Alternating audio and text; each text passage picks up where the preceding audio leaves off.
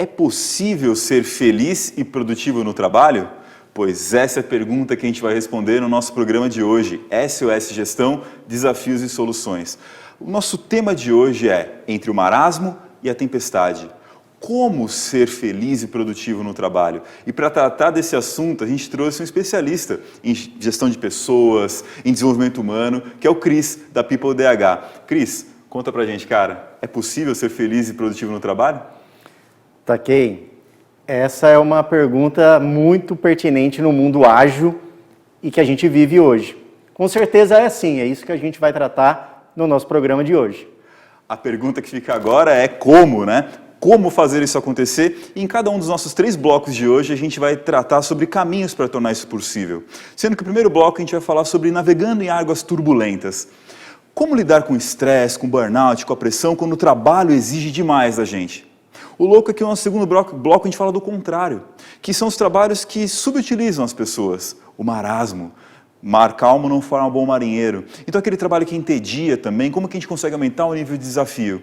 Fechando no nosso terceiro bloco com o movimento ideal. Não siga o fluxo, seja o fluxo. Crie o flow no seu trabalho. Cada bloco nosso a gente trata de um assunto desse. E no quarto e último, como de costume, a gente vai ter a parte de perguntas e respostas que você sabe que pode mandar para a gente através das nossas redes sociais. A BRHSP, @BRHSP no Instagram, @RafaelTaquei, e a gente vai sempre gravar um próximo programa. Mandem suas dicas, mandem os conteúdos que vocês querem e fique conosco para o programa SOS Gestão, Desafios e Soluções.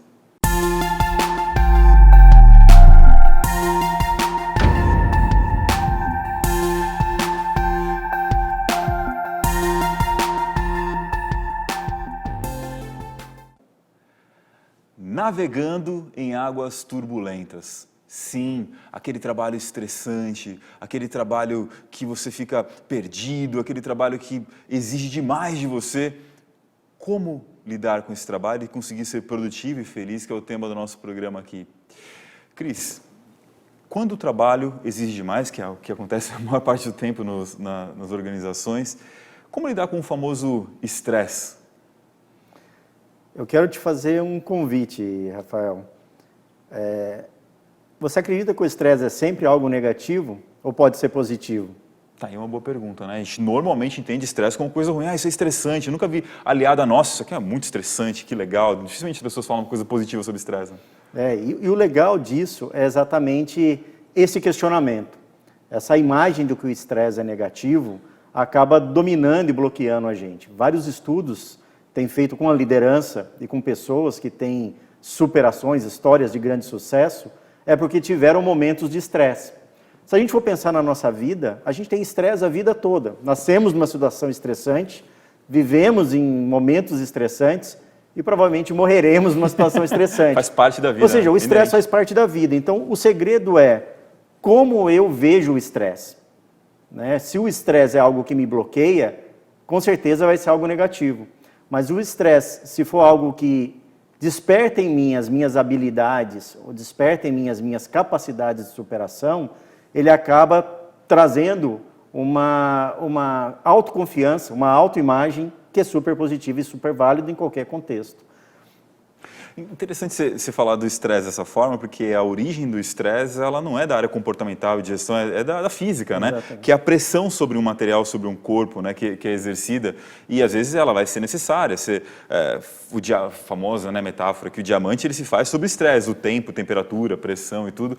Ou seja, devidamente gerenciada, essa pressão ela pode ser positiva. Agora, existe uma diferença nesse caso, quando você recebe um estresse, entre você conseguir ser resistente a esse estresse e você se tornar alguém resiliente. Qual a diferença entre esses dois conceitos? Ainda sobre o estresse, eu acho que é importante a gente citar também que às vezes as pessoas falam assim, fulano me estressa, essa situação me estressa. Não são as coisas ou as pessoas que estressam a gente. Somos nós que nos estressamos com as pessoas e com as coisas. É o poder que a gente dá para isso tirar a gente da nossa falta de planejamento, porque o estresse nada mais é que a falta de controle. Porque aquilo que você controla, você vai lá e resolve, não te estressa. Então, aquilo que nos estressa são as coisas que a gente não tem controle ou tem um mau planejamento, que a questão da produtividade está ligada aí. Sobre a questão da resiliência e resistência, a resiliência é essa nossa capacidade que vem da física, da química, da gente voltar ao nosso ponto de equilíbrio o mais rápido possível. Não que a gente não vai ter momentos de pressão ou de estresse, mas o quanto tempo a gente volta ao nosso normal. Então, na física, a gente tem a questão da mola, de voltar, você tem o ouro, que é um material mais resiliente, o diamante. O atleta de alta performance, ele tem muito estresse, mas ele tem aquela capacidade de voltar à sua condição ideal para ser competitivo. Então, deixa eu ver a diferença aqui, sintetizando, quando eu tenho capacidade de não ser afetado por um estresse, eu tenho uma resistência àquilo. São situações que seriam pressões, mas que não me alteram. Agora, existem situações da vida que vão nos alterar, que vão mexer com a gente. A resiliência é conseguir se recuperar a partir dessa situação estressante. A próxima pergunta é, então, como é que eu desenvolvo essa resiliência quando a vida vai me pegar, né, de surpresa, vai me derrubar, né, no meio dessa tentativa de ser produtivo e feliz no trabalho? Cara, eu não vejo assim outro caminho que não comece pelo autoconhecimento.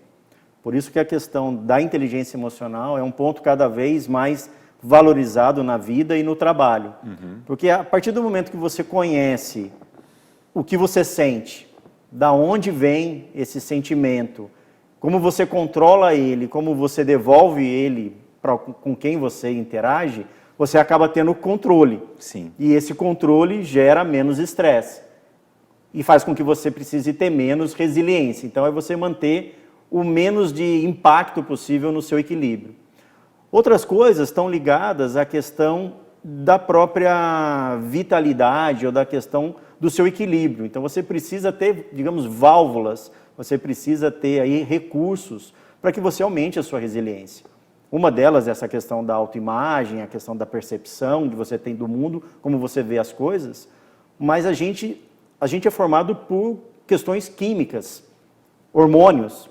Então, se você tem uma vida desequilibrada, provavelmente a sua resiliência vai ser impactada. Sim. Então, atividade física, alimentação, meditação, toda uma série de coisas que hoje é cobrado da sociedade, são fatores importantes para aumentar a sua resiliência. Agora, a pergunta que os líderes se fazem. Bom, se uma certa dose de pressão, de estresse é necessária, como dosar isso entre os dois extremos, né? Entre o cara que é leniente e deixa tudo acontecer e não interage, e aquele que vai transgredir pro assédio moral. Como criar essa dose adequada de estresse, de pressão, para o meu colaborador ser produtivo e sentir felicidade e engajamento no trabalho que ele faz? O grande desafio, acho que, da liderança é, de novo, medir essa questão do equilíbrio. O quanto eu estou exigindo dessa capacidade do colaborador e o quanto é o desafio que eu estou colocando para ele fazer. Se isso não está equilibrado, a gente vai acabar tendo vai ficar descompensado, né? Eu vou ter muita pressão se o desafio for muito grande, a pessoa não está preparada. Se ela é um júnior ou é novo naquela atividade, eu já peço algo muito desafiante. Ou o contrário, pode causar uma empatia quando a pessoa sabe muito e tem um desafio baixo. Isso acaba gerando uma questão talvez de estresse dentro do colaborador. Então, acho que essa sensibilidade do líder em saber em que momento da carreira ou da atividade o colaborador está, faz total diferença para manter ele num fluxo de motivação e de performance. Isso nos leva, então, à nossa próxima pergunta, que é, se tem o excesso que pode levar ao burnout, a pessoa se perder por muito estresse, e o contrário, como é que ele acontece no ambiente de trabalho e como superar o marasmo, né? A gente fala sobre isso na nossa próxima pergunta.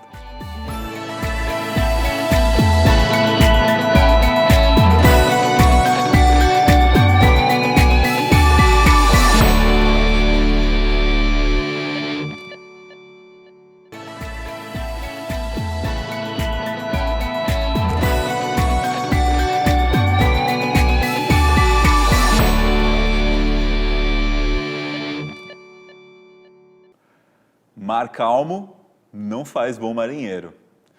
Como lidar com aquele trabalho que gera um marasmo?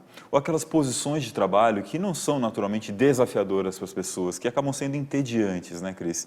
Esse é um outro extremo que a gente passa. Na tua experiência como consultor, como gestor de RH nessa jornada até aqui, como é que você encarou isso até esse ponto? Que muitas vezes as pessoas reclamam do estresse, do excesso de cobrança, mas tem aqueles trabalhos que subutilizam as pessoas, né? Exato.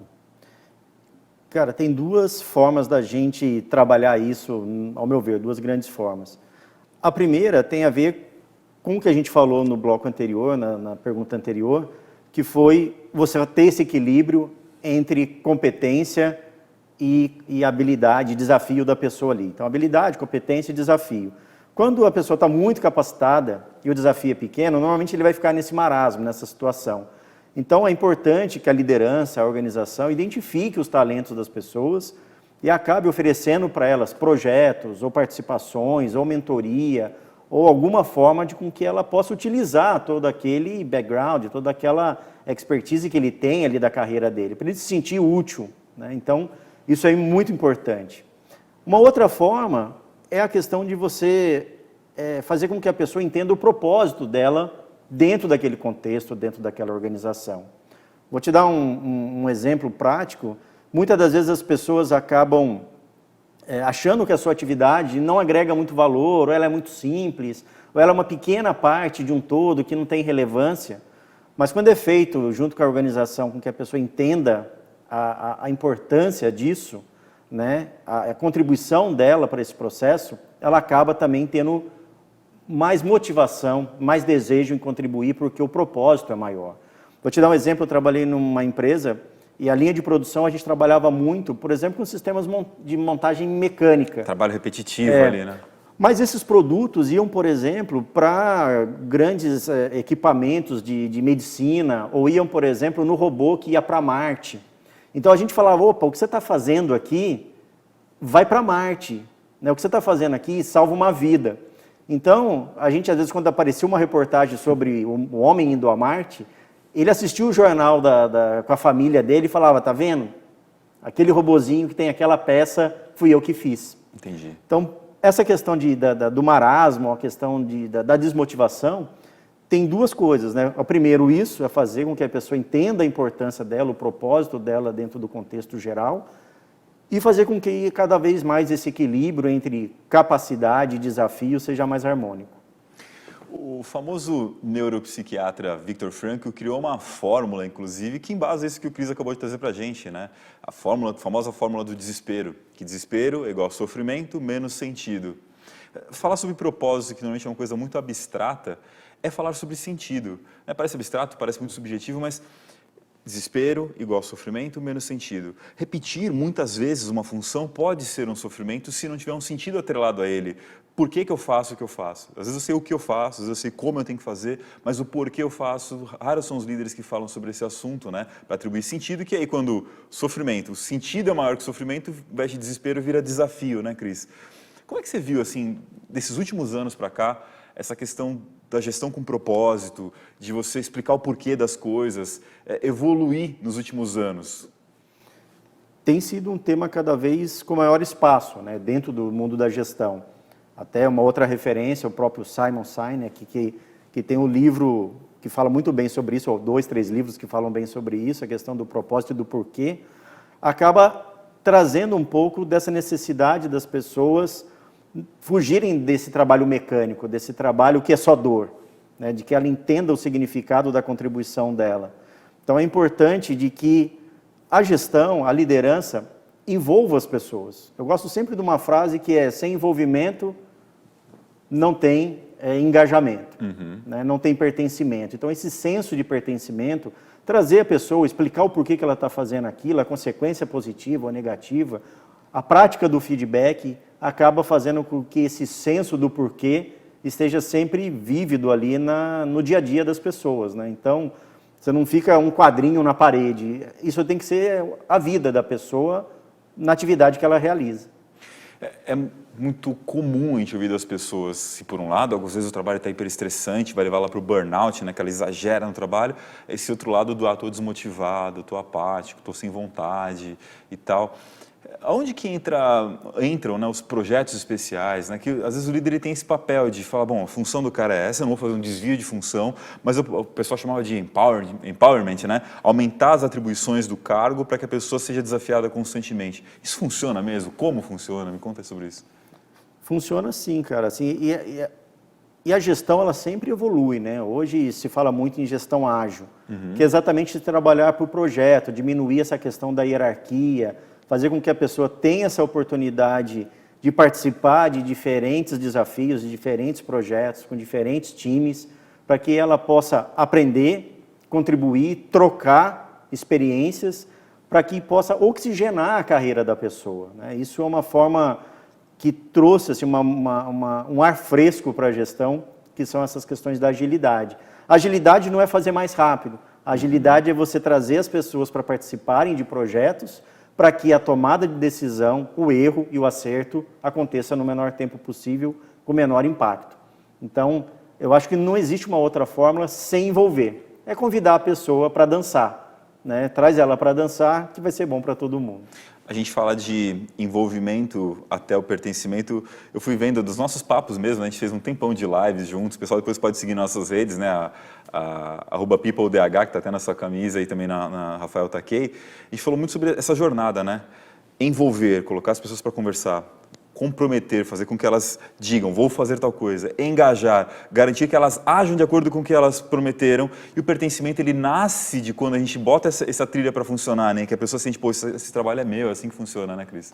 Exatamente. Eu acho que é o sentido, né? Qualquer coisa, até estava conversando hoje com um cliente, qualquer coisa que você faz com que a pessoa perceba a utilidade daquilo, vai fazer com que ela fique engajada com aquilo. Sim.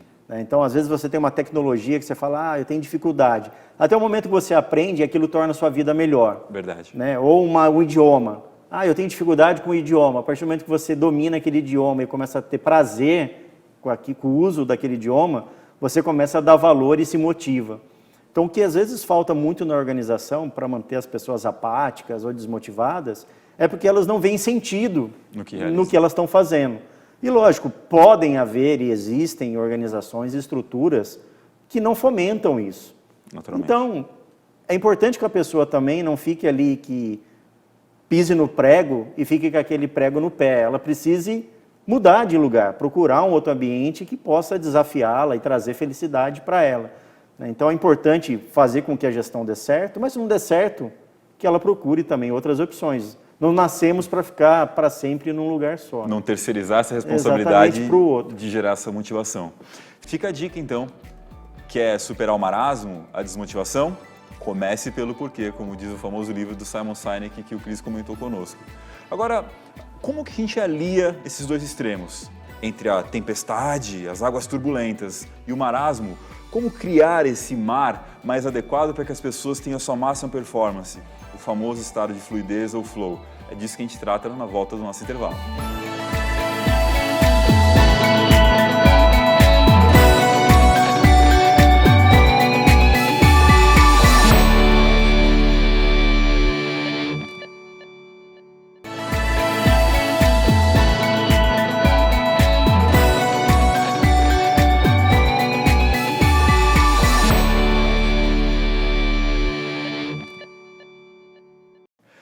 Não siga o fluxo, seja o fluxo. Essa frase que parece até coisa do Bruce Lee, né? Você lembra? Tinha um vídeo famoso dele, né? Não seja como a água, seja a água. O que a gente quer dizer com isso é trazer esse conceito tão impressionante, funcional para as empresas, que é o estado de flow, de fluidez, que foi descoberto pelo Mihaly Csikszentmihalyi, um dos grandes autores da psicologia positiva também. Cris, o que é esse flow, assim, em linhas gerais, né? Entre o excesso, que é a turbulência do mar, e a falta, que é o marasmo? Exato. A gente pincelou um pouco sobre isso durante o nosso encontro, né? O flow, na verdade, é a conjunção, né? A combinação de dois grandes elementos, duas vertentes, né? A questão do desafio versus capacidade. Então, quando você tem na sua vida pessoal ou profissional isso desequilibrado, quando você tem um desafio muito grande e não está preparado para aquilo, aquilo vai te estressar. E pelo contrário, se você está muito bem preparado para aquilo, mas você faz uma atividade muito rotineira ou muito mecânica, aquilo acaba te desmotivando, desanimando, você fica num estado de tédio. Aí existe uma variação muito grande aí de estados, mas esses são os extremos. Muitas pessoas às vezes falam do flow como sendo uma questão um pouco abstrata ou algo até, sei lá, empírico, que surge do nada, mas dá trabalho, né? Dá para criar, né? Dá para você criar e dá trabalho você chegar no flow. Sim. Né? Isso tem a ver com a questão de foco, isso tem a questão de você ter planejamento, de você ter controle, de você medir Acho que você até, num daqueles nossos encontros, falou um pouco disso até com maior propriedade. Você criou aí até uma fórmula, né? Fórmula para isso. Seria bom você comentar aqui com a gente. Foi assim, a ideia foi primeiro ajudar o pessoal a identificar o que é flow, porque é uma coisa que as pessoas ouvem muito falar, mas será que eu já tive? Então, para identificar o que é flow, 3 letras, né? 7, uma sigla com palavras em inglês. Primeiro, quando você está em flow, você fica selfless. Selfless é que você perde aquela sensação de identidade, você se identifica com aquilo que você está fazendo. Um músico faz muito isso, o atleta faz muito isso, mas cada um que já esteve num trabalho que te envolveu demais, né, você se torna aquilo que você está fazendo. Né? A gente, quando está palestrando, treinando, tem muito isso. O segundo é que você fica effortless. Não importa o tamanho do trabalho, não tem esforço. Você não sente que está pesado, que, nossa, estou me arrastando para fazer. E timeless, a sensação de que você desconecta do tempo. Às vezes, parece que o tempo voou, e às vezes parece que o tempo para e você está só fazendo aquilo, então essas sensações são para identificar o flow. Você já sentiu isso em algum momento da tua carreira, Cris? Como é que foi? Cara, muitas vezes, né? Quando você está num projeto no qual você vê o significado, ou você vê a importância disso, normalmente traz essa questão do flow, e quando você está preparado para isso, né? Por isso que é uma coisa muito interligada. Então, quando eu trabalhei em alguns projetos internacionais que exigiu, por exemplo, o idioma, conhecer outra cultura, implementar um processo novo num nível global, isso traz um desafio muito grande. E quando você mergulha naquilo e se dedica, você vê que, sei lá, acabou o dia e você fala, nossa, que legal, queria mais disso, né? Porque o flow traz essa característica, a atividade se satisfaz por ela só. É autotélica, né, que eles falam, a própria atividade traz satisfação, né? Então, você, às vezes, e agora trabalhando como consultor, muitas das vezes eu tenho isso, né, em casa, o pessoal da minha família fala assim, você vai trabalhar de novo? Para mim não é trabalho, né? Essa questão de se realizar fazendo uma coisa, que é gerar um conteúdo, ou gerar um treinamento, ou pensar nesse encontro que a gente está tendo hoje, você despende, investe um tempo ali que é muito gratificante. Então, só que, de novo, né? Você tem que ter um pouco de protagonismo para isso. O flow não é uma coisa esotérica, dentro, né? Não é esotérica, né? Então, você tem que se preparar para aquilo, porque você tem que ir numa linha que se capacitar para esse desafio. Isso requer disciplina, requer foco, você tem que dedicar tempo para se preparar para aquilo. Então, é importante que a pessoa consiga enxergar essa escada. À medida que eu aumento a minha capacidade, eu tenho que buscar novos desafios. Né? E a hora que eu consigo um novo desafio, eu também tenho que me preocupar com a capacidade, que é a escada do flow. Né? Você vai ampliando isso. Então, à medida que você se vê sendo desafiado ou tendo uma habilidade questionada, você tem que correr atrás. Isso depende de você. Não adianta você terceirizar para uma outra pessoa esse flow, né? É uma coisa sua. A gente se desafiou aqui de falar entre produtividade e felicidade, e às vezes as pessoas confundem a felicidade com história de euforia, que a pessoa fica cantando no trabalho, pulando. A felicidade ela vai muito além, que é muito essa sensação de engajamento, de realização. Aí veio a segunda parte da fórmula que você me convidou a falar aqui, que o 7 é você identificar. Aí o líder fala, mas como é que eu faço para proporcionar um estado de flow para as pessoas, para ajudá-las a alcançar esse estado, ou para mim mesmo, né, no meu trabalho? Achei 3 letras que ajudam nisso, né, Cris? É o REC, que é o outro lado da fórmula, é 7 REC. O R é de regule, o que a gente comentou esse programa inteiro. Regule o nível entre o tamanho do desafio e a competência das pessoas. O gestor é quem propõe o desafio e, por outro lado, é quem proporciona espaço para a pessoa se desenvolver e criar competências. Segundo, elimine o quê? Distrações. Você falou que o flow é muito ligado a foco, ao conseguir deixar a pessoa se focar naquilo que ela precisa fazer com o máximo de atenção. Hoje a gente está num mundo muito distraído. E o terceiro é clarifique objetivos e recompensas, que é o quê? Onde é que eu vou chegar e que recompensas que eu vou ter. Acho que o líder que consegue amarrar essas 3 pernas já começa muito bem em fazer sua equipe ficar mais produtiva e feliz, né, Cris? O que você enxerga em relação a esse ponto? Não, com certeza. E aqui quero até fazer um convite para o pessoal também, que a gente acabou criando um canvas ou uma fórmula para ajudar as pessoas a terem aí mais produtividade e felicidade. Então, convido todo mundo a acessar o site www.peopledh.com.br. Na área lá de download vai ter um formulário que é a planilha de produtividade e felicidade. Então, vai te dar algumas dicas de como ter mais foco, como você controlar essas distrações que você falou do seu R aí, E depois na parte de baixo desse formulário vai ter toda uma parte sobre felicidade, né? Que você precisa ter vitalidade para que você tenha felicidade. Então lá vai falar sobre a questão de relacionamento, é uma coisa muito importante, vai falar sobre a questão de alimentação, de meditação, de questão para você, a própria, não vou chamar a caridade, mas a questão de você Tem uma causa a qual ter você uma se dedica, causa, né? de você se Faz dedicar, sentido. alguém olhar para o outro, né? Sim. Isso é importante. E outros vários fatores que podem ajudar você a ter um pouco mais de disciplina, foco, felicidade, e sendo feliz, sendo mais produtivo. Pegar um conceito abstrato como a felicidade e traduzir em algo concreto como a produtividade é um grande desafio. E ter uma ferramenta que te ajude é sempre muito importante. Entra lá no site www.peopledh.com.br e você vai ter acesso a essa ferramenta e outros tantos materiais que o Cris sempre publica materiais e lá ele também vai ter acesso, né, a conhecer mais sobre a PeopleDH. Na volta aqui a gente vai conversar sobre o nosso bloco de perguntas e respostas. Você que participa, que já segue a gente lá na @BRHSP, @RafaelTakei, sabe que você pode mandar suas perguntas para a gente responder aqui no programa. Vamos ver o que o pessoal mandou de perguntas?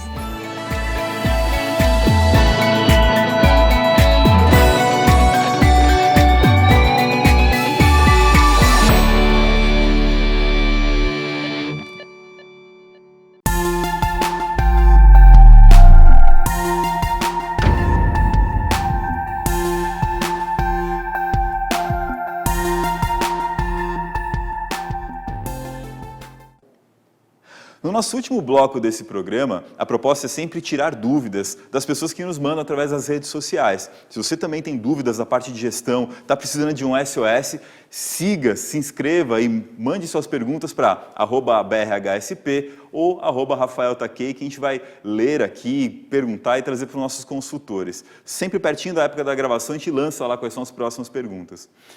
Cris, de tudo que a gente conversou nesse programa, a dúvida que fica: produtividade e felicidade, uma coisa realmente tem a ver com a outra? Boa pergunta. Bom, talvez a gente voltasse naquele dilema do Tostines, né? Falando de produtividade e felicidade, todos os estudos feitos pelas grandes universidades do mundo têm feito cada vez maior essa junção, essa correlação de que quanto mais uma pessoa é feliz, mais produtiva ela é. E pelo contrário, quanto mais produtivo você é, mais tempo você tem para dedicar para as coisas que te traz felicidade.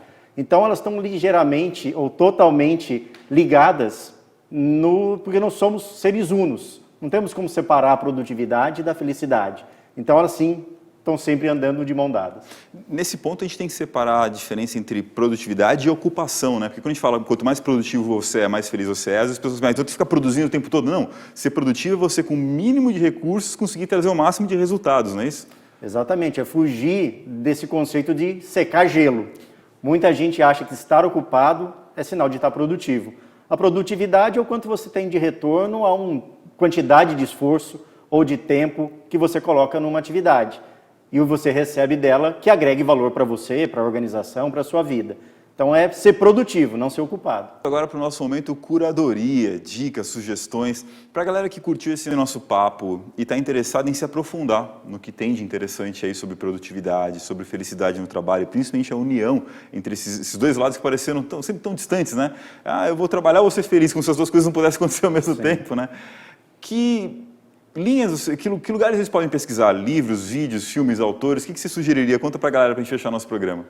Bom, na parte desses dois temas em específico, na parte de produtividade, talvez o livro da Tríade do Tempo, que é o mais moderno, do Christian Barbosa, seja uma boa fonte. A parte dos 7 hábitos do Stephen Covey sempre é uma bíblia para quem quer trabalhar de uma forma mais eficaz.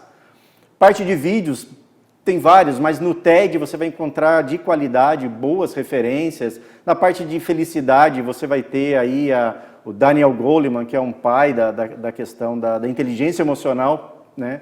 Você vai ter todo um material, por exemplo, da psicologia positiva. Então, se você colocar a psicologia positiva no TED, vai aparecer várias pessoas.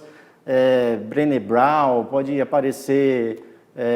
o próprio Martin Seligman. O Martin Seligman. O Mihai Csikszentmihalyi falando sobre flow, que a gente tratou agora mais cedo. Tudo isso. Falou de flow, então tem assim, uma galera bem legal, que você vai colocando, talvez por tema, né? Produtividade, psicologia positiva, ou inteligência emocional, mas de fontes que sejam realmente válidas, como o TED, que tem sempre grandes, bons profissionais lá. Obrigado, Cris, pela sua participação no nosso programa. Obrigado a você pela sua audiência. E lembre-se, sempre que rolar um SOS, sempre que rolar um sufoco, você pode recorrer ao nosso programa SOS Gestão, Desafios e Soluções para tirar as suas dúvidas. Acompanhe a gente nas redes sociais e até a próxima gravação.